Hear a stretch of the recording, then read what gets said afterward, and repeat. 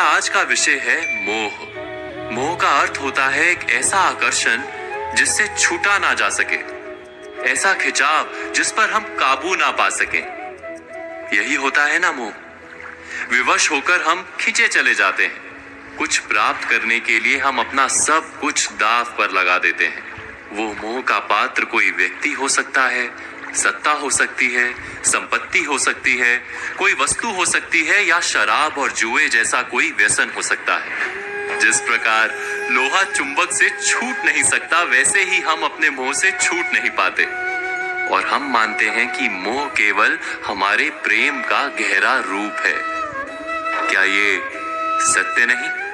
क्या हम मोह को प्रेम ही नहीं समझते? और फिर भी विचारकों ने, संतों ने मोह से छूटने का उपदेश दिया है। ऐसा क्यों है? मोह और प्रेम में भेद क्या है?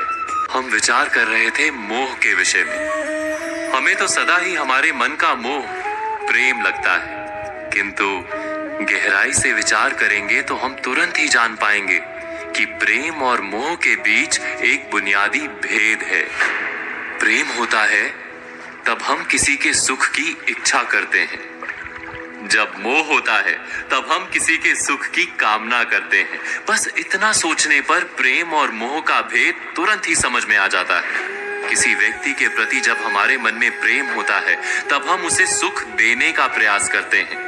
उसके प्रति मोह होता है तब हम उसके माध्यम से स्वयं सुख प्राप्त करने का प्रयत्न करते हैं। क्या ये सत्य नहीं? प्रेम के केंद्र में हम नहीं होते, मोह के केंद्र में केवल हम होते हैं।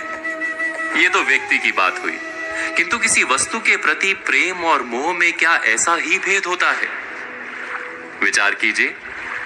यदि हमें सत्ता और पद के लिए प्रेम है तो हम क्या करेंगे? स्वयं अपने आप को उस सत्ता या पद के लिए योग्य बनाएंगे।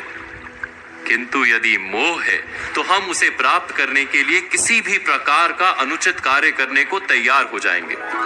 संपत्ति के लिए प्रेम है तो हम मेहनत करेंगे। यदि मोह है तो चोरी करेंगे। क्या ये सत्य नहीं?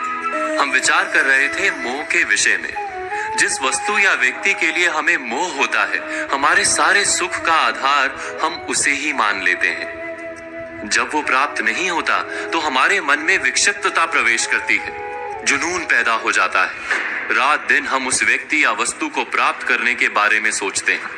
उसे प्राप्त करने के लिए उचित अनुचित का विचार नहीं करते। यही कारण है कि मोह से भरा व्यक्ति स्वयं को और समाज को हानि पहुंचाता है। तो क्या इस मोह से बचना इतना कठिन है?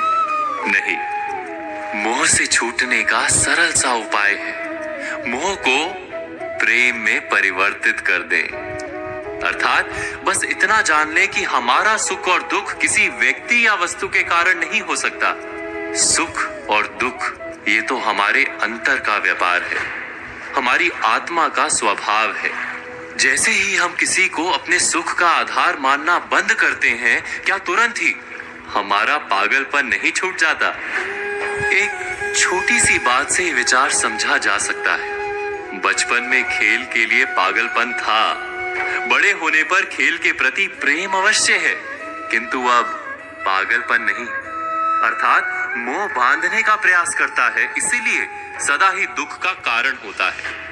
प्रेम मुक्ति देता है, इसीलिए सदा ही सुख का आधार बनता है। इस पर विचार अवश्य कीजिएगा।